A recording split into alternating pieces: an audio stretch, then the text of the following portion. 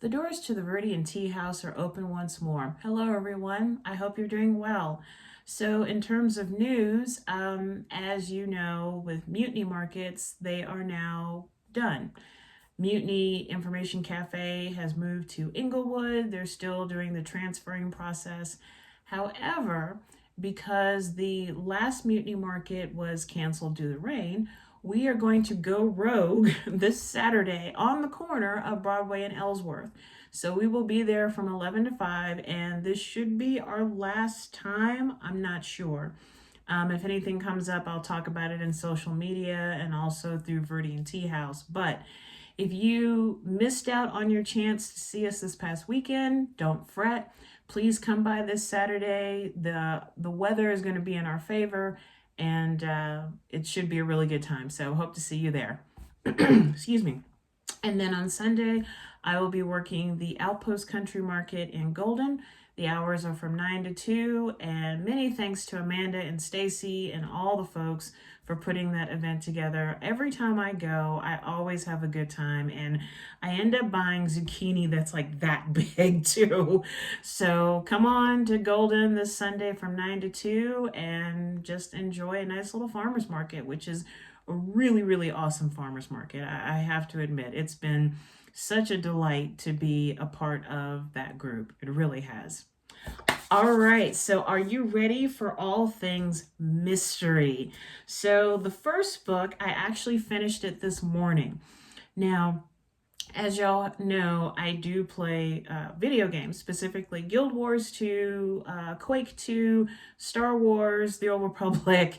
But if a book can pull me away from a video game, I mean, I'm all about books, you know that. But if I forget to play my video game because I'm so caught up reading a book, it's a damn good book. And I love this book. And this is Crocodile on the Sandbank by Elizabeth Peters. This is the first Amelia Peabody book in the series. And you know, the funny thing is, I tried to read like one of the later books, couldn't get into it, don't know what it was.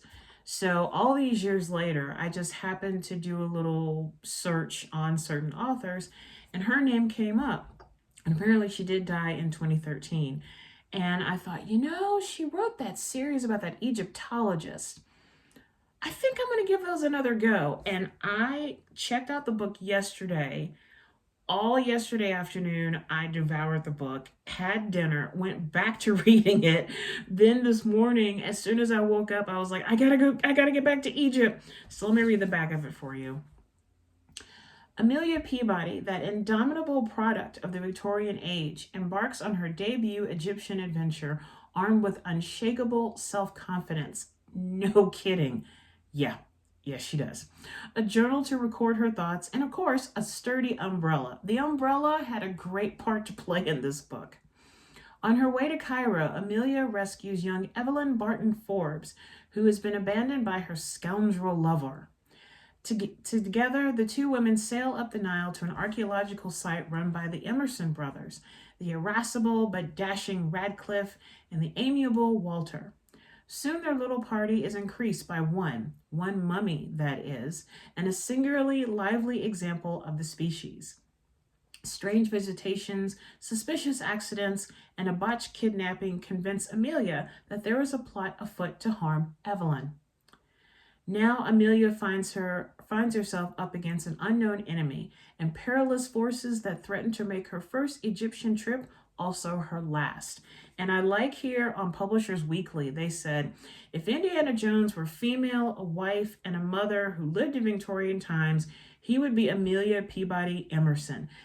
And that is the truth. I thought, okay, that's really kind of funny, but I devoured this book, and I have to agree with Publishers Weekly. This was the kind of book my body and my mind and my soul have been craving for. You know, I love checking out books. I love buying books. I mean, I just love books. And for a while, like, I would just kind of read some books and go, not interested. It just doesn't resonate with me. Don't care. This I adored, and I cannot wait to read the rest of the series. In fact, I'm almost thinking about running to the bookstore once I record this video so I can get the second book because it is that good. It's filled with romance, dashing characters, a whodunit. Very honestly, I was so caught up in the story that I forgot to be like, oh yeah, we're trying to figure out who the mummy is, right? I was like, oh, forgot about that. But romance, intrigue, Amelia and Evelyn are two Victorian women who are anything but. You have Walter and Radcliffe and all these other characters that just make an incredible first book in this series. So Crocodile on the Sandbank by Elizabeth Peters does receive 5 pots of delicious tea from Viridian Tea House. And like I said, the author died, I think, in 2013, but this is a series that I really want to collect. You know, I do have some murder mystery series like the one by Gerald Elias about Daniel Jacobus. This is another one that I want to collect very much so because I just have a feeling I'll go back to some of these and be like, oh yeah, I remember that one. That was a really good one. I think I'll read it again. So this, I just loved it. I'll just stop talking about it. If you were into Egypt, history, anything British, a good murder mystery, or just a good story, Crocodile on the Sandbank. And then I dare you not to want to get the second and the third and the fourth books in this series. So many thanks to the spirit of Elizabeth Peters. Thank you so much. So the second book in dealing with murder mysteries, this one I checked out through the Inglewood Library. Oh, and by the way, the Crocodile on the Sandbank I did check out from Denver Public Library. So many thanks to the 2 library systems. So this particular book, like I said, I'm drawn to mysteries, and this looked intriguing, and I thought, okay, I'll play. And I literally spent several hours in the bedroom with my journal taking down notes. Why? So this is Murder Most Puzzling: 20 Mysterious Cases to Solve. And this is by Stephanie von Reiswitz. And let me read the back of it for you. A body in the topiary garden, death at a clairvoyance convention, the mysterious accident of the boating lake. Only Medea Thorne can solve these puzzling cases. She's one of the world's greatest detectives, after all. But every brilliant detective needs a clever sidekick, and that's where you come in. As Miss Thorne's assistant, you'll meet colorful characters, including deep-sea diver Perseverance Cragspur, ghost hunter Augustin Artaud, and Leonard Fanshawe, who brought pickled cucumbers to the annual Perfect Pickle Foods Festival. But who put poison in the jam? Who changed the crossword clues to death threats? And which member of the Aesthets Society is guilty of murder? Each case is sumptuously illustrated, and you'll have to pore over both the stories and the art to find all the clues. You'll be challenged to solve a variety of puzzles and engage all your deductive skills. Prepare yourself for a whirlwind adventure full of wit, elegance, and a touch of the macabre. So if you are into Edward Gorey, the typical murder mysteries where the cook did it or the butler did it or that kind of thing, and where you have to really use your wits to discover who did the dastardly deed, Murder Most Puzzling is the book for you. And let me show you some of the illustrations here. Let's see. One of my favorite in here was, let's see. Where's the one? Oh, no, that was all right. Oh yeah, this is one, The Funeral Party. And check out the illustrations. Absolutely just macabre and very Edward Gorey-esque. So literally, so this is 20 different cases that you have to solve. And the clues are there. So the thing is, while some of the mysteries were a great brain exercise, some of my notes, I was like, oh wait, I figured it out. It's this. Okay. Or wait a minute. That's the only person that could do it because of this and this and this. Other mysteries in the book were, I felt, a little bit far-fetched and reached a little too wide. And in the back, you have all the answers and how they got to the answers. And some of them I debated with because I thought, wait a minute, that's, how can you say that? That doesn't make any sense. Or who would know this? Who would know this at all? So I hate to say it, but Murder Most Puzzling was a hit and miss for me. And then there was one where it was just, you just had to look at the picture hard enough and you'd go, oh, right there. Well, that wasn't really a challenge. Overall, it was a great attempt. It was a lovely nod to the whole murder mystery genre, the who did it and all that kind of stuff. But some of the mysteries were just way too complicated, way too obscure, or just having you scratch your head going, that makes no sense whatsoever. And how did they jump to that conclusion? So unfortunately, Murder Most Puzzling does receive a solid 3 pots of tea from Viridian Tea House. I really wanted to, I devoured it. I will also admit that when I got to puzzle 15, 16, I was starting to get a little bit bored. I hate to say it. But like I said, it's a great idea. It really was a great idea. I love the illustrations. I love the names of the different suspects and the murder victims. But just some of it was just a little meh. And some of them were way too easy. And some of them were way, way too hard. Unless if you stared at it for about an hour. There was one where I figured it out and I thought, oh, well, it's this because of this. And when I saw the result, it just fell flat for me. So, but again, it is a great book if you're into murder mysteries, if you're into Edward Gorey and all that macabre deliciousness. Murder Most Puzzling is the book for you.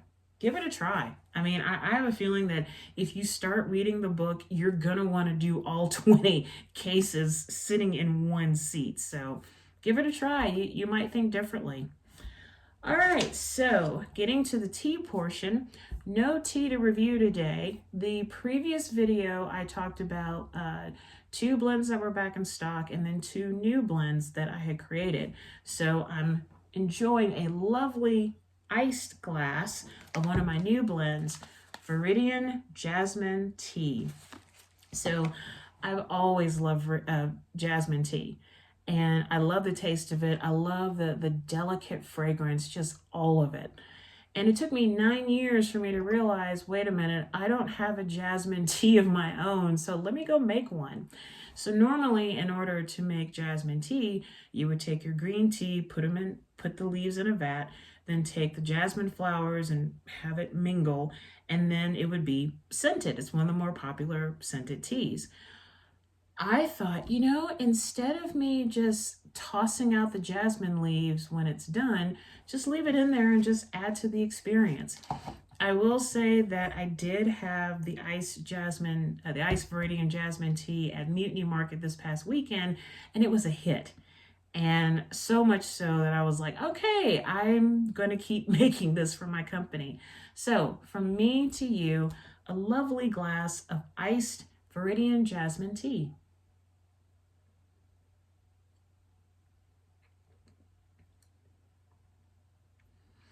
So this has been sitting in my refrigerator for ever since Saturday, and it's still delicious, and it's not overbearing, it's not bitter.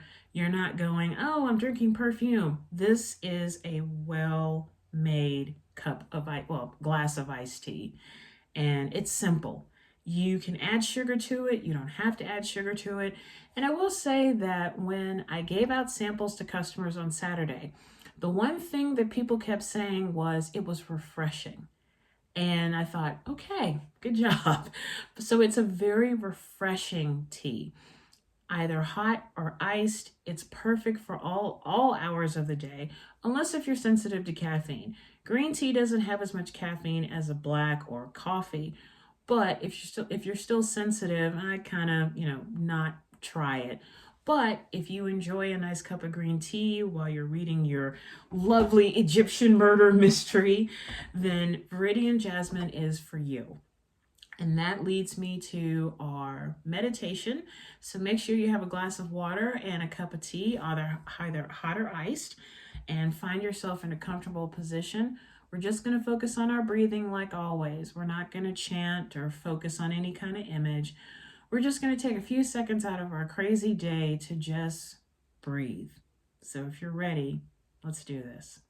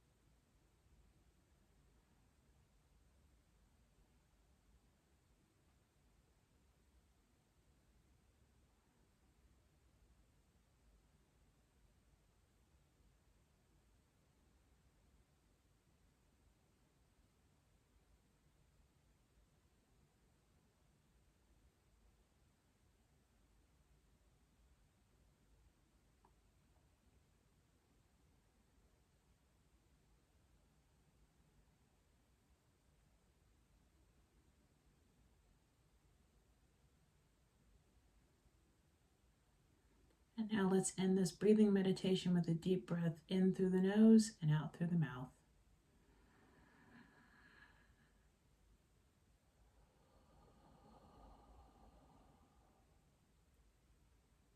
Slowly open your eyes or allow your eyes to come back into focus.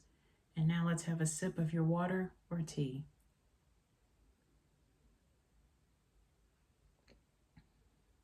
Delicious. So that's all I have for today. So many thanks to the authors, both living and dead, for these wonderful mystery books.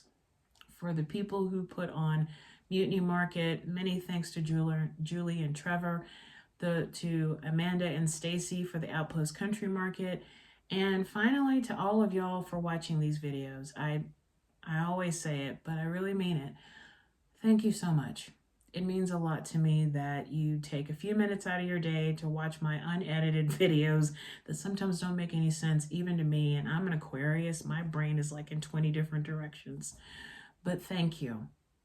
I really do appreciate it. And before I go, I just want to talk about, this is something kind of book related. So one of my dearest friends, her name was Kathryn Fernquist Hinds, died. And she was such a beautiful, beautiful soul. She really was. She was a witch. She was a professor, a belly dancer, an author, steampunker, everything under the sun. She was the kind of person where she'd walk into a room and you felt her presence. And it wasn't malevolent. It wasn't egotistical. It was beautiful. So last night when I was reading Crocodile on the Sandbank, I saw where through Goodreads, Kathryn had read it. And she's been dead for a while. And I kind of sort of started doing this, but then I started really doing it last night. I looked at her Goodreads list and I saw that she was currently reading like 7 books at once. And then I looked at the books that she wanted to read but hadn't gotten to them yet. And so in thinking about her, I said, this might be weird, but I'm going to read some of the books that she wasn't able to read yet. I do have to admit that last night when I was talking about it to my boyfriend, I broke down and cried. She was so full of life and hope and beauty and magic. If there was ever someone where you believed in magic, it was her. And in fact, my re-release book, Mabon, The Complete Mabon, the character of I think she was a professor or the dean at the college in Maybon. That was Kathryn. And I had actually told her that I was going to put her in the sequel. And, I got to the sequel now, and she's been dead all this time, but I made it out to her. So I guess I'm just saying that life is beautiful. You never know what's going to happen to you. You never know who's going to drop into your life and who's going to forever change it. She was one of those people who changed it. She changed my life for the better. So, Kathryn, I miss you and I love you. And I can't wait to read some of the books that you held dear in your heart. Take care of yourself and each other. Raise your iced tea high. And remember that to drink tea is to enjoy life. I'll see you really soon. Bye for now.